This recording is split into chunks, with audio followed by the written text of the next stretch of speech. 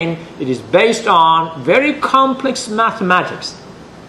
Now, what is the consequence of the string theory, the consequence of this mathematics?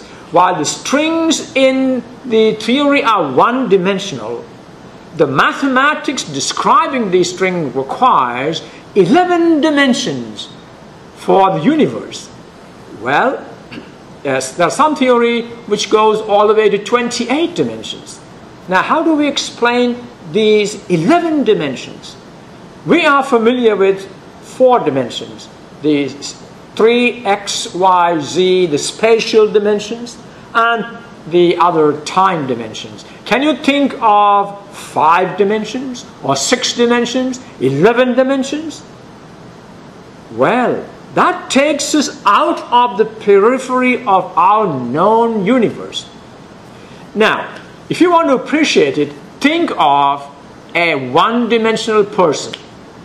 A person or an animal or a creature that comes from a one-dimensional universe. Can you think of such a person? Well, suppose I am such a person and I am looking for my friend in a three-dimensional world. I say, I'm looking for Robert. And now Tony tells me, Robert is on your right side. Now, I'm a one-dimensional person. I don't understand the difference between left and right, up and... Do I? No, I only understand the difference between front and back, one dimension. I have no concept of left and right. So, if Tony tells me Robert can be found on my right, I will move back and forth. I will not find Robert because I'm not a three-dimensional person. In the same way, think of somebody coming from a 7-dimensional universe. For a 7-dimensional universe, our universe is 4-dimensional. That means that person coming from a 7-dimensional universe actually can walk through the walls. In other words, that person can materialize right in front of you. Well, does it tell you some stories? It leaves a lot of room open for you to speculate about the nature of the universe. The universe is not really a simple model as we think. I believe that the universe as we know it is only one of the many millions and billions of other universes. There are other universes of different dimensions. We, poor people, are 4 dimensions. All other dimensions are hidden from us. We are trapped in the 3 spatial and 1 time dimensions. That means we can probably get out of this trap. Maybe when we die. What do you think? We probably will go to a universe, we will have access to a universe that are of higher dimensions. Well, I don't know if anybody has experienced sometime, I thought my grandmother was sitting next to me, but my grandmother died 15 years ago. Well, that grandmother may be in a 7-dimensional universe. She's got access to you, but you have no access to her. Well, this is simply my thought. Well, why I have done this is to give you some idea about thinking about the universe. You see, these are complex ideas, and trying to find an answer for what is this universe made of, what is the basic building structure, takes us all the way out into the wilderness, and we wander in this multi-dimensional universe, which are probably linked by these wormholes. Have you heard of those things?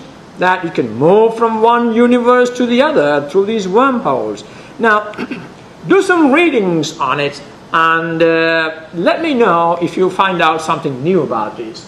So, if string theory is to be a theory of quantum gravity, then the average size of a string should be somewhere near the length scale of quantum gravity, called the Planck length. The Planck length is 10 to the negative 35 meters. So, if this string theory is, or quantum gravity, according to the quantum gravity theory, these strings that describes the fundamental building blocks of all matter cannot be greater than this 10 to the power of negative 35. Now, how big is it? Is it possible for us to detect that by any means? Well, so it's going to remain elusive to us. We are never going to detect a string like that. That means this theory is going to remain a theory. We will never be able to experimentally prove it. Now, this is one of the great objections about string theory. String theory is very abstract. It only exists as a theory. It cannot be experienced. So unfortunately, this means that strings are way too small to see by current expected particle physics technology, and so it remains elusive to us. Now, we still don't know what the fundamental theory behind the string theory is, but judging from the established relationships, it must be a very interesting and rich theory, one where the distance scale, the coupling strengths, and even the number of dimensions in space-time are not fixed concepts, but fluid entities that shift from one point of view to another. In other words, from the theoretician's point of view, these can keep changing. So how close are we to describing what our universe is? Our universe is a very complex thing. And what we have achieved in these 3 segments of lessons is to trace through the story of how all these things evolved. Has it given us any conclusive proof of what the building block of our universe is? No. So the frontiers are still shifting. Physics is an ever-evolving subject. It never gives you any satisfactory answer which you can say, oh, I have found out. Eureka! Moment never comes. It's always that leads you on to the next step. I hope you will pick an interest on it and do some reading and get back to me and tell me what you have learned about it. All right.